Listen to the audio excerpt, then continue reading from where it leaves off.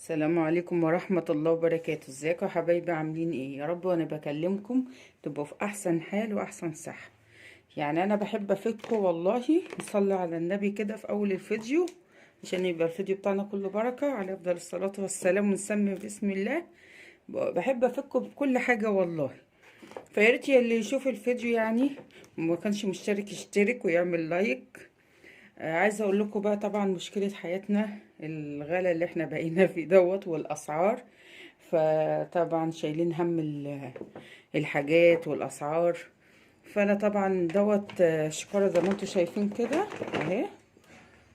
ديت مسحوق مسحوق غسيل، بس مش هقدر اقول لكم على اسمه علشان ما يكونش اعلان.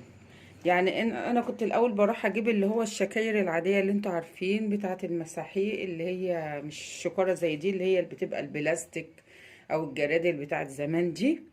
جربت دي تاني مره اجيب الشكاره دي، لقيتها اوفر. دي 13 كيلو اهي. دي 13 كيلو بالمنظر اللي انتوا شايفينه ده. سيبكم من الشكاره، هي من قدام مرسوم الغساله ومرسوم انها بتاعه الاوتوماتيك، ده اوتوماتيك. لقيته ايه اوفر، يعني اوفر معايا وكان كويس. حتى النوع كل مرة مش لازم يبقى هو النوع يعني تلاقي اسم كده بجيبه بصراحة.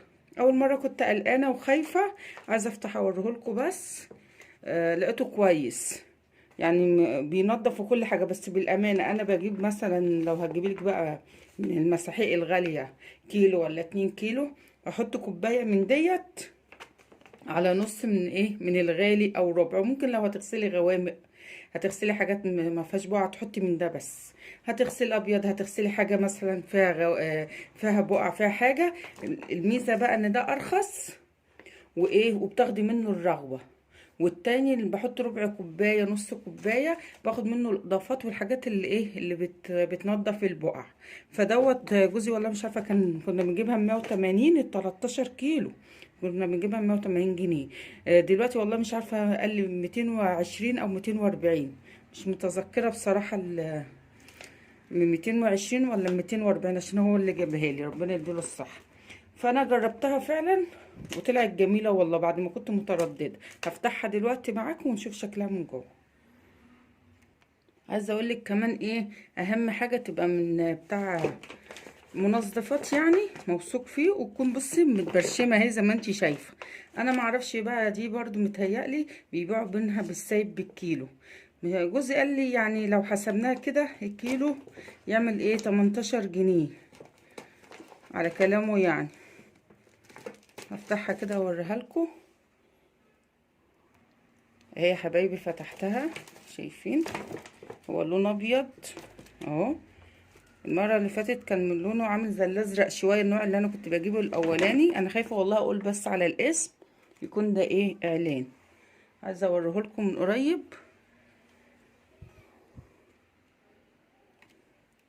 خليكم معايا كده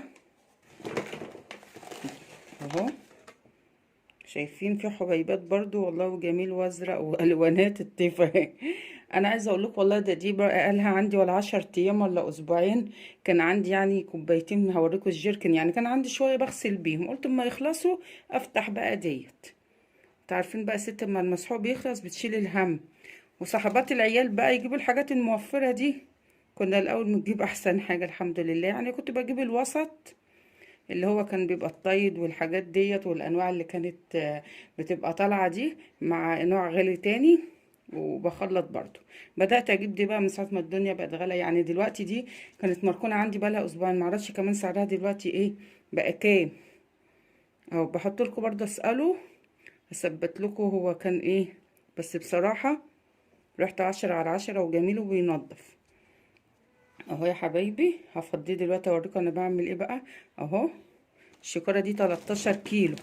يعني انت هتروح تجيب الشكاره، بتبقى الشكارة التانية دي مش عارفة بتبقى 8 إلا 7 وي كده، مش بتبقى بالظبط. دي 13، الله أكبر اهي. الكاميرا كمان ظالمة الحاجات اللي فيها والله، والريحة جميلة أوي اهي. يعني ممكن تغسلي كمان من غير ما تضيفي الغالي ولا الكلام اللي بقولك عليه ده اهو. هفضيه واوريهولكم. معايا الجيركن اهو، ده بحبه اهو.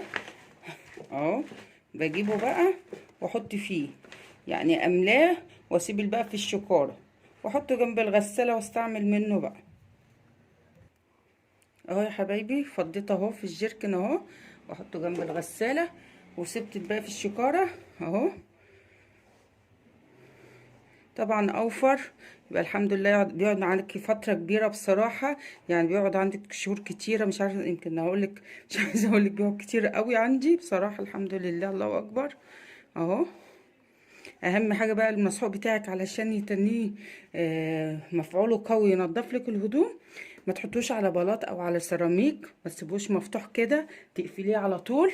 بقفله كده اهو يتنيه الخامات بتاعته والحاجات حاميه يعني بتنضف، علشان لما بتحطيه على البلاط يسقع ولا البتاع. ما حدش يتريق على الكلام ده والله مش بضحك، بدليل ان انا لما كنت بجيب الشكاره واقرا التاريخ كل ما يبقى قريب من الانتاج يبقى النظافه اعلى، ما بيقعد فتره يعني كتير قوي عندهم مركونه. فاهو عشان يبقى برضو حلو لازم تغطي المسحوق بتاعك كده اهو، والشكاره دي برضو تعينيها في حته عاليه عن السيراميك او الارض يعني. يا رب افكاري تكون بتعجبكم، وبنوفر شويه في الغلا اللي احنا